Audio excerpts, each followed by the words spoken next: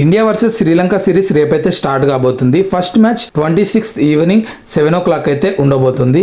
Exact గా 12 years back ఇండియాకి శ్రీలంకకి ఆ గ్రౌండ్ లో మ్యాచ్ జరిగింది. ఆ గ్రౌండ్ పేరే పల్లేకల్ స్టేడియం. ఆఫ్టర్ 12 years మళ్ళీ ఆ గ్రౌండ్ లో 12 ఏళ్ల తర్వాత మ్యాచ్ జరగబోతుంది. 12 ఏళ్ల క్రితం ఉన్న టీం ఇప్పుడున్న టీమ్స్ చూసుకుంటే A to Z టీమ్స్ అన్ని కూడా చేంజ్ అయిపోయినాయి. ఉన్న ఏకైక ప్లేయర్ ఎవరైనా ఉన్నారంటే శ్రీలంక టీంలో దినేష్ చెండిమల్ ఒక్కడే అప్పుడన్న స్క్వాడ్ లో నుండి ఇప్పుడు ప్రెజెంట్ లో ఉన్నాడు. టీమిండియా మొత్తం కూడా చేంజ్ అయిపోయింది. 2012 లో శ్రీలంక మీద ఇండియా 39 runs తోటి విన్ అయింది. ఇప్పుడు ప్రాబబుల్ 11 చూసుకుంటే ఇండియన్ ప్రాబబుల్ లో ఓపెనర్స్ యశస్వి జైస్వాల్, శుభ్మన్ గిల్, 1 down లో రిషబ్ పంత్, 2 down లో సూర్యకుమార్ యాదవ్, ఆ తర్వాత రింకు సింగ్, ఆ తర్వాత హార్దిక్ పాండ్యా, శివన్ డ్యూబే, అక్షర్ పటేల్ లేదా వాషింగ్టన్ ఇద్దరులో ఒకరు ప్లేయింగ్ లెవెల్ లో ఉంటారు.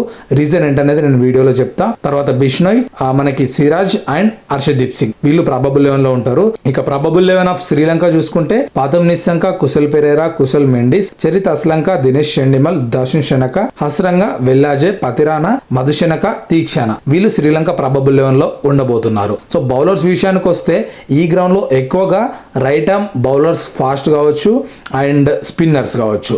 రైట్ ఆర్మ్ కి సంబంధించిన బౌలర్స్ మాత్రం సూపర్బ్ గా రికార్డ్స్ ఉన్నాయి. ఆ గ్రౌండ్ లో ఎక్కువ వికెట్స్ తీస్తున్నారు. And left arm fast bowlers కి కొంతవరకు అసిస్టెన్స్ ఉంది ఆ గ్రౌండ్ లో. అందుకనే నేను చెప్పిన కదా అక్షర్ పటేల్ లేదా వాషింగ్టన్ ప్లేయింగ్ లెవెన్ లో ఉండే ఛాన్స్ ఉంది. ఎందుకంటే అక్షర్ పటేల్ మనకి లెఫ్ట్ ఆర్మ్ స్పిన్, వాషింగ్టన్ వచ్చేసి right arm spin allrounder. So Washington నే తీసుకుంటారని నేను అనుకుంటున్నా. సో ఆ రీజన్ తోటే చెప్పిన. ఇండియా నుండి ఇంపార్టెంట్ కీ బౌలర్స్ చూసుకుంటే మనకి రవి బిష్నోయ్, అట్లానే మనకి సిరాజ్ అయితే కీగా ఉండబోతున్నారు. డ్యూబే నుండి కూడా మనం 2 to 3 overs అయితే ఎక్స్పెక్ట్ చేయొచ్చు. శ్రీలంక పరంగా చూసుకుంటే మనకు పతిరానా, హస్రంక ఇద్దరు కూడా కీ బౌలర్స్ కాబోతున్నారు. ఆ గ్రౌండ్ లో బ్యాటింగ్ స్కోర్స్ చూసుకుంటే రీసెంట్ గా జరిగిన LPL లో 78 మ్యాచెస్ లో చాలా వరకు 170+ స్కోర్స్, 180 నియర్లీ 190 కూడా టచ్ అయిన మ్యాచెస్ కూడా ఉన్నాయి. So on an average 175+ scores చాలా వరకు ఉన్నాయి. సో ఇది ఒక మంచి బ్యాటింగ్ గ్రౌండ్. అందుకే టీమ్స్ కూడా 6 to 7 బ్యాటర్స్ తోటి 5 బౌలర్స్ తోటి వెళ్ళడానికి చూస్తారు, ఇంక్లూడింగ్ 1 ఆల్రౌండర్ బౌలర్ తోటి. ఓకే, ఈ గ్రౌండ్ లో మొత్తం 23 మ్యాచెస్ జరిగితే 13 మ్యాచెస్ ఫస్ట్ బ్యాటింగ్ జరిగిన వాళ్ళే విన్ అయ్యారు. ఆ తర్వాత చేజ్ చేసిన వాళ్ళు 9 సార్లు మాత్రమే విన్ అయ్యారు. దీన్ని బేస్ చేసుకుంటే ఫస్ట్ ఎవరైతే టాస్ విన్ అవుతారో ఫస్ట్ బ్యాటింగ్ చేసి డిఫెండ్ చేయడానికే ట్రై చేస్తారు. రికార్డ్స్ కూడా ఫస్ట్ బ్యాటింగ్ వాళ్ళకే బెనిఫిట్ ఉన్నాయి కాబట్టి టాస్ ప్రిఫర్ చేసే వాళ్ళు మాత్రం డెఫినెట్ గా బ్యాటింగ్ చూస్ చేసుకునే అవకాశం ఎక్కువగా ఉంది.